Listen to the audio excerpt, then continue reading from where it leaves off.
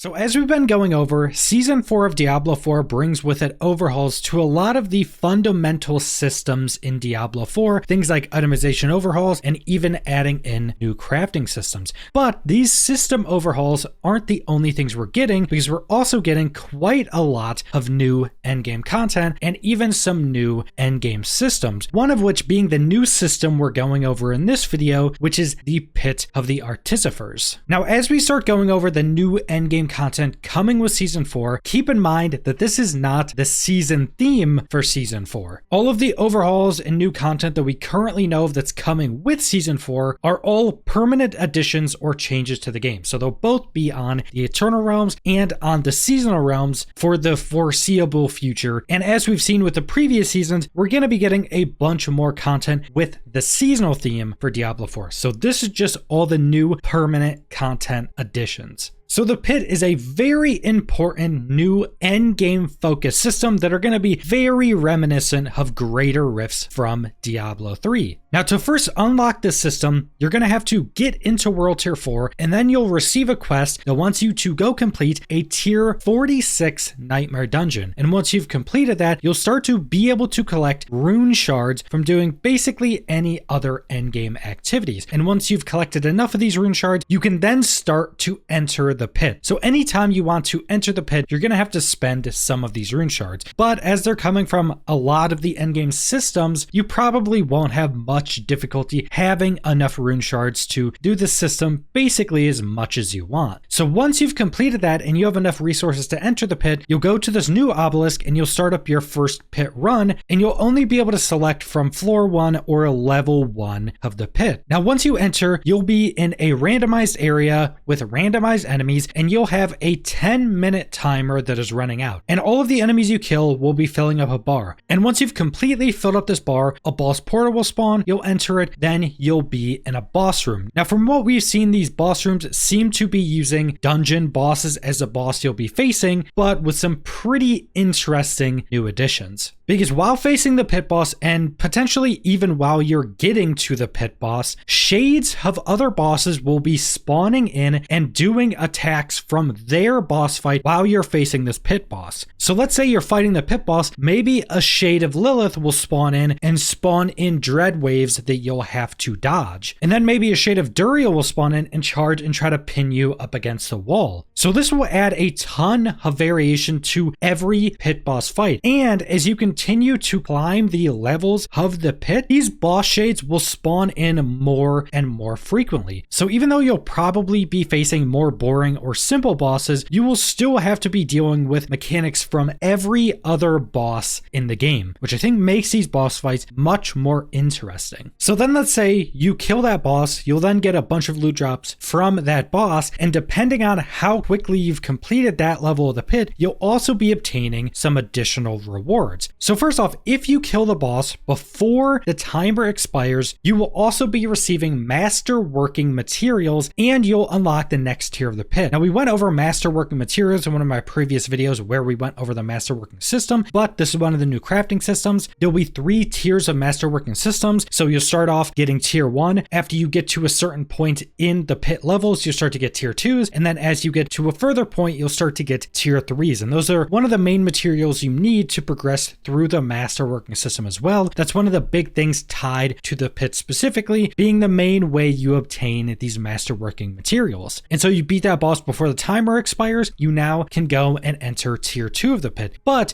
if you kill the boss with 4 to 6 minutes to spare, you will also unlock an additional tier of the Pit. And then if you kill the boss with 6 or more minutes to spare, you will get 2 additional tiers. So at the highest point, you'll be able to unlock 3 additional tiers of the Pit from completing that 1 tier super quickly. Now, if you don't defeat the boss before the timer runs out, you're not kicked out of that Pit. You can still go in and complete it and get to the boss at the end and kill it, but you won't unlock the next tier of the Pit, and you won't obtain any masterworking materials, but you'll still obtain the gear drops from the boss, and you'll still be obtaining Stygian stones. Now Stygian stones are a new material coming with Season 4, and these are going to be the way that you summon the new uber bosses. And this is a system I'm going to be going over in a future video as well, but basically these stones will allow you to summon level 200 versions of all of the current endgame bosses we have. So if you use Stygian stones and other summoning materials, you'll be able to say go defeat a level 200 version of Duriel or a level 200 version of Lord Zir. And these bosses will be super juiced up in terms of difficulty, but they'll be super juiced up in terms of loot. You'll be getting a ridiculous amount of increased loot. So these bosses are also going to be another form of super late endgame coming with this season, which is something that is sorely needed. And it seems like you will always get Stygian stones if you complete the pit and defeat the boss at the end, even if you don't defeat it before the timer runs out. And unlike the Abattoir of Zir from season 2, which is a similar system to this, when you die, you don't get kicked out. You'll just lose some time on the timer every time you die. And from what I understand, this builds up. So if you die once, you lose 30 seconds. If you die twice, you then lose 60 seconds. And if you die a third time, you lose 90 seconds. Then every death after the third one, you'll lose an additional 90 seconds. So if you're trying to unlock more tiers of the pit and you're trying to get those master materials, you're going to want to be doing these pit runs as quick as possible, and you're going to want to not be dying, because losing, say, 60 seconds from a 10-minute run is going to be a pretty substantial penalty. And one of the really important parts of the system is that it has hundreds of tiers or hundreds of floors, and every floor you go up, it's going to be more difficult than the last. So this is also going to be a place where you can go in and test your build while also getting a ridiculous amount of loot. And because this system scales up so much and can become so difficult, and because it's timed, you won't be getting any loot from killing enemies. All the loot you get is what you get at the end from killing the boss and then opening the chest if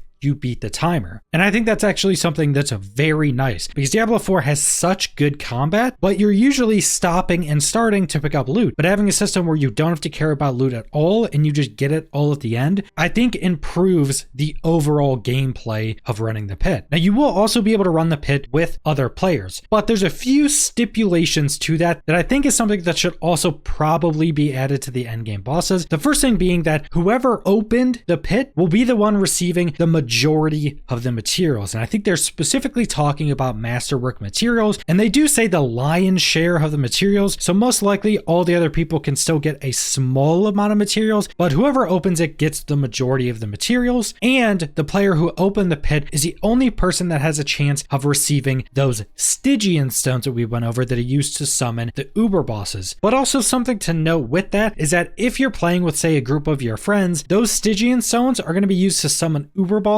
And unless something changes from now until season 4, you have no penalty with playing with other people while doing those endgame bosses. And it's even better because one person can use their materials to summon a boss and everybody will get the same loot. So even though you're not all getting those things from the pit, you'll most likely still all be able to go do that boss off one person summon and still all get loot. That's probably one of the reasons they're actually doing this, because if they let a group of 4 all go in this pit and all get Stygian stones, then you're basically just quadrupling the actual mats to go summon the boss, and then you're quadrupling those mats again because only one person needs to use them to summon the boss for everybody to get loot. So it does make sense that they are limiting this for the pit. But that's pretty much all the information we have for the pit, and there's not really much more we need to know. We kind of understand how the system is going to work, especially since it's just greater rifts from Diablo 3. But even with saying that, I think this is a really good thing to add into Diablo 4, because a lot of people liked rifts or greater rifts from Diablo 3. It gives a lot of new endgame content. It'll have randomized tile sets and enemies in there, so it gives quite a lot of variation, especially when compared to something like Nightmare Dungeons that are pretty much static. And then on top of that, you're also going to have hundreds of tiers of difficulties to go through, which you'll be able to pretty much go up as high as you want to test your build as much as you possibly can. I would not be surprised if nobody gets to the highest tier of the pit during season 4, depending on how they scale it. And as you go higher and higher in the pit, you'll start to get more and more loot. They actually specifically mentioned that you'll be getting more loot and not better loot. So this will also mean that making your build better and better will not only allow you to just test your build against higher tiers, but it'll be giving you more and more loot. So overall, I think this is an incredible system to add into the endgame of Diablo 4. And like I mentioned, this is a permanent system. This is not the theme of season 4. So So you'll be able to go do this on Eternal Realms as well if you want, and this will be something that stays with the game for pretty much all future seasons. And this is one of the biggest things I wanted with Diablo 4. I want them to start to add in new permanent additions into the game, especially permanent endgame systems. And a system like this is pretty much exactly what I wanted. But that's all I want to go over, so thanks for watching.